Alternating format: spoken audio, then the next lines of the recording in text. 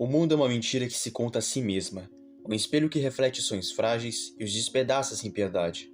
Madara Uchiha, com seus olhos que viram além do véu, não era o vilão. Ele era o arauto de uma verdade que ninguém queria enfrentar. Ele olhou para o ciclo de ódio, para as engrenagens de sofrimento que giram desde o primeiro grito da humanidade, e decidiu que a única salvação era quebrar o espelho. Mas e se ele estivesse certo? E se a loucura de Madara fosse apenas a lucidez de quem entendeu o mundo antes que o mundo entendesse a si mesmo?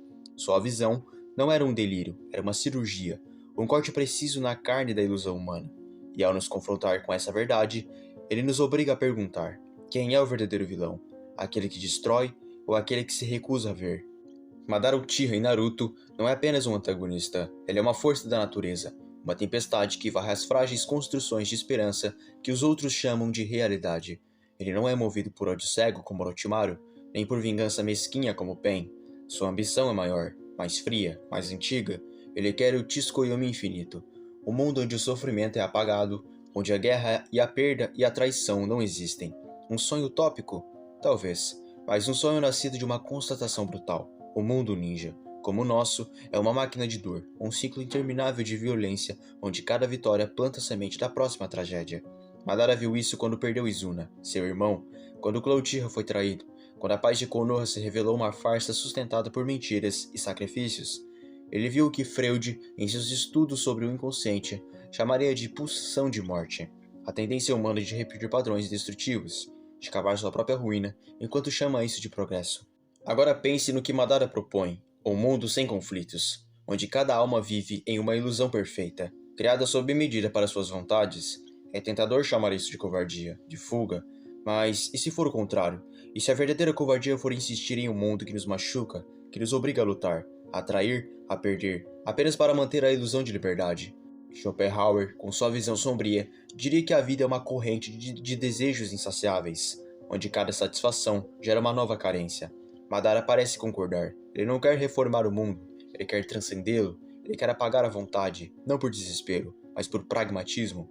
E nesse ponto, ele se alinha com estudos modernos de psicologia, como os de Daniel Kahneman, que mostram que a felicidade humana é fugaz, uma ilusão perseguida em vão, enquanto o sofrimento é uma constante. O Tsukuyomi infinito é a resposta de Madara a essa equação. Se a realidade é sofrimento, então a realidade deve ser substituída. Mas quem era Madara antes do plano? Antes do Mangekyou Sharingan? Antes da traição de Hashirama? Antes de se tornar o espectro que assombra o mundo ninja? Ele era um líder, um irmão, um sonhador. Ele acreditava na paz, na aliança entre clãs, na vila que uniria Senju e Uchiha, mas o mundo o traiu. A história de Madara é a história de alguém que viu seus ideais serem esmagados pela realidade. Pense em figuras históricas como Robespierre, que sonhou com uma França igualitária, mas foi consumido pela revolução que ele mesmo ajudou a criar. Ou em T.E. Lawrence, o Lawrence da Arábia, que lutou com uma causa árabe não unificada, apenas para ver suas promessas traídas pelos jogos políticos do Ocidente. Madara é como eles, um idealista que se tornou cínico, não por fraqueza, mas por clareza. Ele viu que a paz é uma mentira temporária, e que a confiança é uma armadilha, que o amor é uma fraqueza explorada pelos fortes. Nietzsche, em sua filosofia do eterno retorno, nos desafia a viver de forma que aceitaríamos repetir cada momento infinitamente. Mas e se o mundo que vivemos não merece ser repetido? Madara rejeita o eterno retorno. Ele não quer viver o mesmo ciclo de guerras, traições e perdas. Ele quer quebrar o ciclo, mesmo que isso signifique apagar a realidade. Nesse sentido, ele é um existencialista ao avesso, um Camus que não se rebela contra o absurdo, mas o engole. Ele não luta para encontrar sentido em um mundo sem sentido. Ele decide criar um mundo onde o sentido é imposto, e essa imposição, para muitos, é o que o torna um vilão. Mas será mesmo? Ou é apenas nossa recusa em aceitar o que ele propõe que rotula como tal?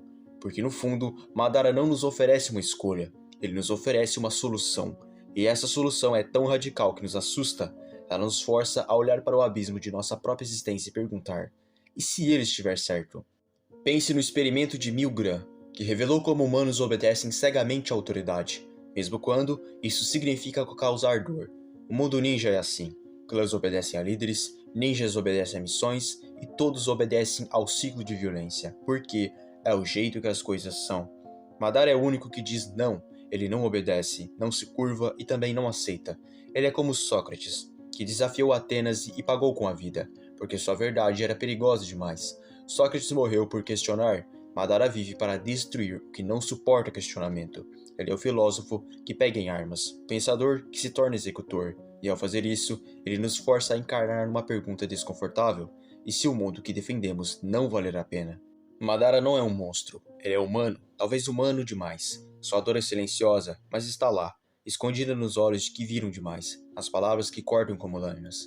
Quando ele enfrenta Hashirama no Vale do Fim, não é apenas uma batalha de forças, é uma batalha de visões.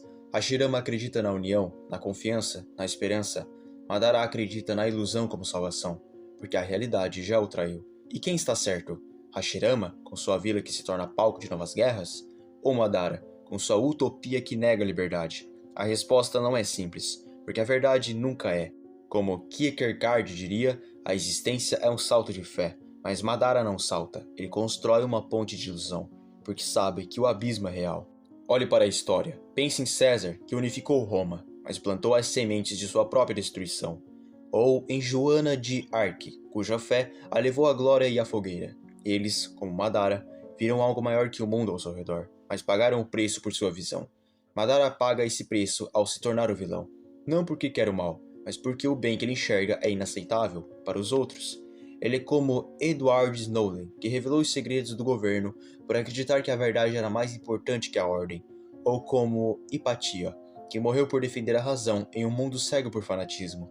Madara é todos eles, o visionário que o mundo rejeita porque sua verdade é pesada demais. Mas vamos mais fundo, vamos dissecar Madara, não como um símbolo, mas como um homem. Em Naruto, vemos flashes de sua humanidade, momentos em que ele não é apenas o titã de poder, mas alguém que já amou, já confiou e já sonhou. Quando ele fala com Hashirama sobre a criação de Konoha, há um brilho em seus olhos, um eco de esperança que o mundo ainda não havia destruído. Mas esse brilho se apaga quando Izuna morre, quando os Uchihas são marginalizados, quando a paz se revela uma fachada. A psicologia moderna nos ensina sobre o luto complicado, o estado onde a perda não é apenas sentida, reconfigura a psique. Madara não apenas perdeu seu irmão, ele perdeu sua fé na humanidade. E ao perder isso, ele ganhou algo terrível, clareza. Ele viu o que Carl Jung chamaria de sombra, a parte sombria da psique que todos negamos, mas que Madara abraça. Ele não foge de sua sombra, ele a torna sua força. Essa clareza o torna perigoso, mas também trágico, porque Madara não age por prazer, como um vilão clássico. Ele age por necessidade. Quando ele manipula Obito, quando revive como um Edo Tensei, quando enfrenta os Kages, ele não está buscando glória, está executando um plano que para ele é a única solução lógica.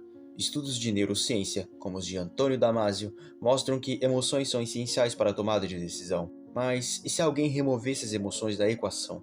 Madara é quase isso, uma mente que opera na lógica pura, mas com uma ferida que nunca cicatriza.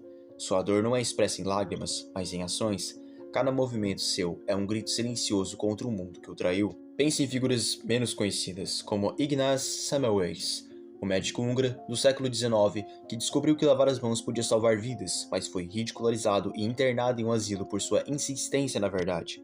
Ele viu algo que o mundo não estava pronto para aceitar, e pagou o preço. Madara é assim. Ele viu o ciclo de ódio, a falácia da paz, e sua resposta é tão radical que o mundo rejeita. Ele não é um vilão por querer destruir. Ele é um vilão por querer salvar de um jeito que ninguém pode suportar. Nesse sentido, ele é um espelho da nossa própria recusa em enfrentar verdades desconfortáveis. Agora voltamos para Naruto, quando Madara revive e enfrenta o exército Shinobi. Ele não está apenas lutando contra ninjas, está lutando contra a ideia de que o mundo pode ser salvo pela união. Ele já tentou isso, ele já acreditava em Hashirama, em Konoha, em um futuro de clãs não se matariam. Mas o que ele viu?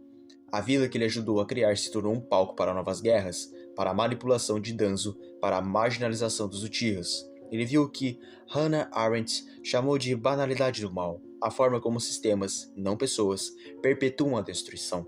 Konoha não é má, mas é cúmplice, e Madara, com sua visão implacável, decide que a única saída é apagar o sistema por completo. Mas seu plano, o Tsukuyomi infinito, é uma prisão de sonhos, negando a liberdade em nome da paz. Sartre chamaria isso de má fé, a fuga da angústia da escolha. Madara, ironicamente, impõe essa má fé ao mundo, acreditando que a liberdade é a raiz do sofrimento. Ele é como Frederico, o Grande, um despota esclarecido que busca o bem, mas só sob suas condições. Sua tragédia é ser manipulado por Zetsu Negro, usado como o peão em um plano maior, cego para o fato de que ele também é parte do ciclo que quer destruir. Como prometeu, ele rouba o fogo dos deuses, o Rinnegan, o Jubi, para salvar a humanidade, mas acaba acorrentado por sua própria visão.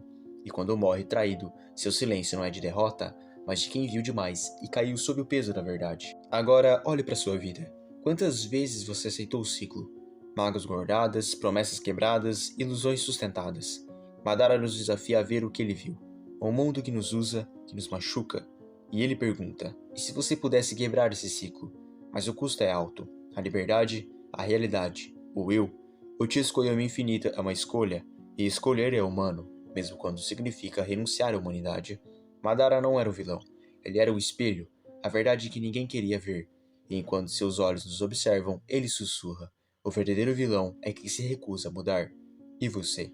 O que vai fazer com essa verdade? Mas ainda há mais. Pense no momento em que Madara enfrenta Naruto, o garoto que carrega a esperança de Hashirama. Nesse confronto, não é apenas força contra força, é a visão de um mundo sonhado contra de um mundo apagado. Naruto acredita que a conexão humana pode romper o ciclo de ódio. Madara vê essa crença como outra ilusão fadada ao fracasso. E no entanto, há um instante quase imperceptível em que Madara hesita, não por dúvida, mas por reconhecimento. Ele vê em Naruto o eco de sua própria juventude, o idealista que ele já foi. Platão, em sua alegoria da caverna, fala de prisioneiros que confundem sombras com a realidade. Madara é o prisioneiro que saiu da caverna, viu o sol e decidiu que a luz era insuportável. Ele quer apagar o sol, não por crueldade, mas porque acredita que as sombras são mais seguras. Essa tensão entre luz e sombra ecoa em nossa própria existência. Quantas vezes escolhemos as sombras, rotinas inconfortáveis, mentiras convenientes, para evitar a dor da verdade? Estudos de psicologia social, como os de Leon Festinger sobre dissonância cognitiva, mostram como evitamos confrontar contradições em nossas crenças. Madara não evita, ele enfrenta e destrói. Ele é como Bartolomé de las Casas, o frade espanhol que denunciou as atrocidades do colonialismo, mas foi ignorado por um mundo que preferia a riqueza à justiça. Madara, como ele, paga o preço de sua verdade, a solidão. No final, sua derrota não é apenas física, é a constatação de que o mundo prefere suas sombras. Madara nos deixa com um desafio final. Olhar para o espelho que ele segura. Nele, vemos não apenas suas escolhas, mas as nossas. Cada vez que aceitamos o ciclo de dor, cada vez que nos curvamos ao jeito que as coisas são, estamos escolhendo a caverna.